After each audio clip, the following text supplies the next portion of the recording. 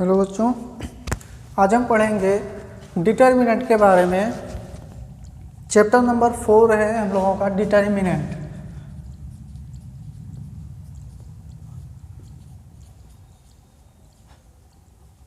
सारणिक कहते हैं इसको हिंदी में, ठीक है। सारणिक होता क्या है, जैसे भी हम लोगों ने पढ़ा था पिछले चैप्टर में आव्यूह के बारे में। तो आव्यूह एक वर्ग आव्यूह ही सारणिक कहलाता है। वर्ग आव्यूह का मतलब स्क्वायर मैट्रिक्स हो, जितने रो हो उतने कॉलम हो, तो ऐसा वर्ग आव्यूह सारणिक कहलाता है। जैसे हम एक वर्ग आव्यूह ले रहे हैं, ए बराबर 1 2 3 4, ये 2 क्रॉस 2 का है, रो और कॉलम दोनों बराबर हैं, तो ये एक वर्ग आव्यूह है। तो वर्ग आव्यूह ही सारणिक होता है। इसको किस रूप में लिखा जाता है? सारणिक ऑफ ये, मतलब डिटर्मिनेंट ये बराबर, इसको सारणिक में लिख दिया जाता है 1 2 3 4, ठीक है।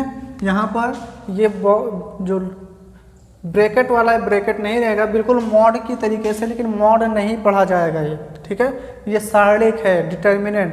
तो डिटर्मिनेंट ये बराबर डिटर्मिनेंट 1 3 2 4, तो एक वर्ग आव्यूह सारणिक होता है, लेकिन इसको डिटर्मिनेंट फॉर्म में लिखा जाता है, ठीक है। तो ये डिटर्मिनेंट ये बराबर इतना हो जाएगा। अब डिटर्मिनेंट ये का मान हम लोग आसानी से निकाल सकते हैं। कैसे?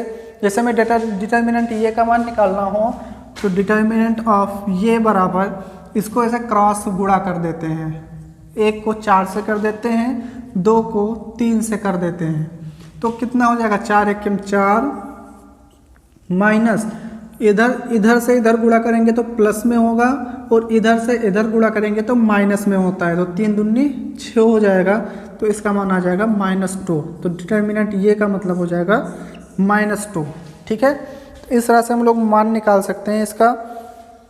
जैसे यहाँ पे 3, अब यहाँ पे 2 क्रॉस 2 का मान हम आसानी से निकाल सकते हैं, 1 को 4 से गुणा करके और 2 को 3 से गुणा करके, तो इसका मान आ जाएगा -2। अब देखते हैं 3 क्रॉस 3 कैसे होगा डिटर्मिनेंट। तो यहाँ पे इसको मिटा दें, फिर आगे बढ़ते हैं। अब देखते हैं 3 क्रॉस 3 में हम कोई डिटर्मिनेंट ले लें। ए बराबर 1 2 3 4 5 3 2 1 0, ठीक है।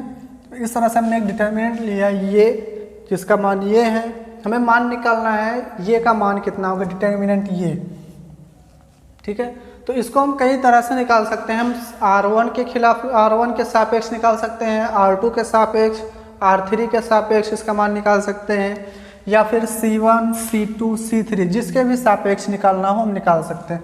हम R1 के सापेक्ष निकाल रहे हैं, R1 के सापेक्ष, ठीक है। तो R1 के सापेक्ष डिटर्मिनेंट ये का मान कितना होगा? देखो R1 है क्या, R1 तुम्हारा ये है 1 2 3, ठीक है। तो 1 जो पहला अवयव है उसको ऐसे लिख देना है, फिर एक 2 क्रॉस 2 का डिटर्मिनेंट बनाना है, ठीक है।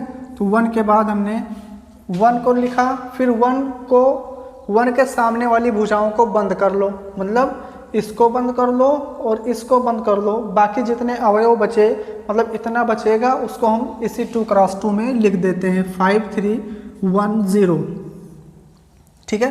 फिर R1 का ही दूसरा अवयव कितना है? 2, तो यहाँ पे हमने लिख दिया 2। फिर एक 2 क्रॉस 2 का सारणिक बनाएंगे और उसके सामने वाली भुजाओं को बंद कर लेंगे। तो 2 के सामने वाली भुजाएं कौन सी हैं? एक ये है, एक ये बीच वाला है, तो बचा कितना? 4 2 3 0, तो 4 2 3 0। फिर तीसरा अवयव कितना है? 3, तो यहाँ पे 3 लिख दिया हमने, और यहाँ पर इसके सामने वाली भुजाओं को बंद करोगे तो ये बंद होगा और ये बंद होगा, बचेगा 4 5 2 1, तो यहाँ पर हमने लिखा 4 5 2 1, ठीक है। अब आप 2 क्रॉस 2 का मान निकालना जानते हो, लेकिन उससे पहले चिन्ह देखो क्या होगा।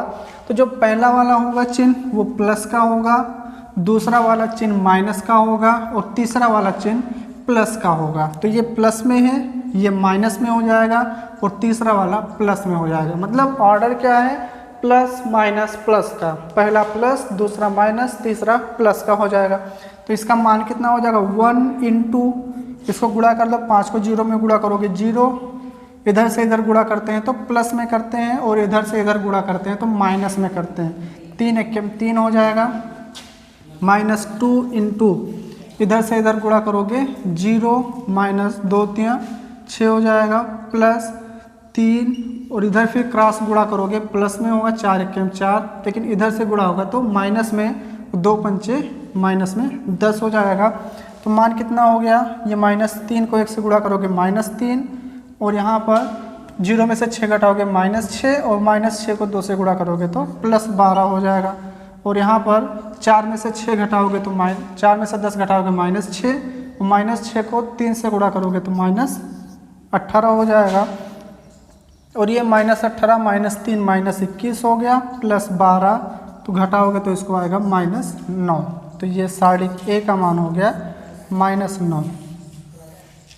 ठीक है। फिर ऐसे ही अगर हम R1 के सापेक्ष निकालें -9 आया है, R2 के सापेक्ष भी -9 आएगा, R3 के सापेक्ष भी -9 आएगा, या फिर किसी भी एक कॉलम के सापेक्ष करेंगे तब भी -9 आएगा। तो R1 के सापेक्ष हमने कर दिया। अब हम एक C1 के सापेक्ष कर दे रहे हैं और देखते हैं मान कितना आता है। ठीक है। तो R1 के सापेक्ष के बाद हम C1 के सापेक्ष निकाल रहे हैं। तो R1 के सापेक्ष मान आया था -9, हम यहाँ पे लिख दे रहे हैं R1 के सापेक्ष डिटर्मिनेंट यहाँ पे लिख दें, डिटर्मिनेंट A का मान आया है -9। लेकिन अब हम किसके सापेक्ष निकालें, C1 के सापेक्ष। क्या होगा, डिटर्मिनेंट A बराबर C1 कौन सा हुआ, C1 अब हमारा ये वाला हो जाएगा। ठीक है, 1 4 2 वाला। तो 1 पहला हो जाओ तो 1 ही लिखना है, 1, फिर 2 क्रॉस 2 का एक सारणिक बनाएंगे और उसके सामने वाली भुजाओं को बंद कर लेना है। इसको बंद कर लो, इसको बंद कर लो, तो 5 3 1 0 बचेगा, 5 3 1 0। फिर दूसरा अवयव कितना है, 4, तो यहाँ पे 4 लिख देना है। सारणिक 4 के सामने वाले भुजाओं को बंद करना है, इसको और इसको। तो क्या बचा, 2 3 1 0, 2 3 1 0। फिर तीसरा अवयव कितना है, 2, फिर सारणिक लगाएंगे और उसके सामने वाली भुजाओं को बंद कर लेना है। तो 2 3 5 3 बचेगा, 2 3 5 3। चिन्ह क्या होगा, चिन्ह वैसे ही सेम रहेगा, प्लस माइनस प्लस का। ठीक है, तो यहाँ पर पहला प्लस, दूसरा माइनस और तीसरा प्लस में हो जाएगा। और इसका मान हो जाएगा 1 इंटू 5 को 0 से करोगे 0, -3 एकम 3 हो जाएगा, -4 इंटू इसको इससे गुणा करोगे 2, माइनस में 1 को 3 से करोगे तो 3 हो जाएगा, +2 इसको इससे गुणा करोगे 6, -5 को 3 से करोगे तो 15 आ जाएगा। और -3 को 1 से गुणा करोगे -3, और यहाँ पर 2 में से 3 घटाओगे तो -1 आएगा, और -4 से गुणा करोगे तो +4 हो जाएगा। और 6 में से 15 घटाओगे तो -9, -9 को 2 से गुणा करोगे तो -18, और -18 9 दूनी 18 हो गया, और 18 -3 कितना हुआ, -21। हाँ, तो यहाँ पे एक चीज़ ध्यान से देखो, ये चीज़ गड़बड़ हो गया। -4 तो लिखा, इंटू 2 को 0 से गुणा करोगे तो ये 0 रहेगा। ठीक है, और -3 को 3 से करोगे 3, +2, और यहाँ तो 2 3 6, -15 हो गया। ठीक है, बाकी सब सही है। अब इसके बाद में ये तो -3 आएगा, 0 में से 3 घटाओगे तो -3, और -3 4 से गुणा करोगे तो +12 हो जाएगा। ठीक है, अब ये कितना हुआ, -18 और -3 -21 और +12, इसको घटाओगे तो ये भी कितना आएगा, -9। ठीक है, तो इससे भी -9 आ गया, C1 के सापेक्ष भी -9 आया, R1 के सापेक्ष -9 आया था। ऐसा ही आप लोग C2 के सापेक्ष भी निकाल सकते हो, C3 के सापेक्ष भी निकाल सकते हो, या R2 R3 के सापेक्ष। हमें एक और करा दे रहे हैं, R3 के सापेक्ष निकलवा के दिखा दे रहे हैं, फिर आप लोग और बाकी कर लेना। ठीक है, तो R3 के सापेक्ष कितना होगा,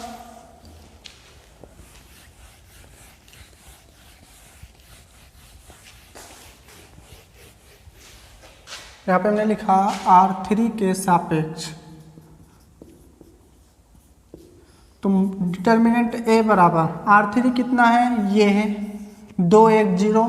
तो सबसे पहला हो जो 2 और 2 क्रॉस 2 का डिटर्मिनेंट बनाना है, उसके सामने वाली भुजाओं को बंद कर लो। 2 के सामने ये पड़ेगा और ये पड़ेगा, बाकी बचा 2 3 5 3, 2 3 5 3। फिर दूसरा अवयव कितना है, 1 है, तो 1 डिटर्मिनेंट 1 के सामने भुजा ये बंद कर लो, ये बंद कर लो, तो बचा 1433, 1433। और फिर तीसरा अवयव कितना है 0, तो यहाँ पे 0 लिख देना है। डिटर्मिनेंट यहाँ से इसके सामने भुजा ये है, तो क्या बचा 1254, तो 12 कितना बचा 0 बंद किया ये और ये, तो 1245 बचा 45। चिन्ह जानते हो, पहला प्लस, दूसरा माइनस, तीसरा प्लस में। ठीक है, अब मान निकाल लो। 2 इंटू 2 तियाँ 6 माइनस 5 तियाँ 15 माइनस 1 गुणे इसको गुणा कर लो, 1 3 माइनस 4 तियाँ 12 हो जाएगा, प्लस 0 इंटू 5 माइनस 4 दूनी 8 आ जाएगा।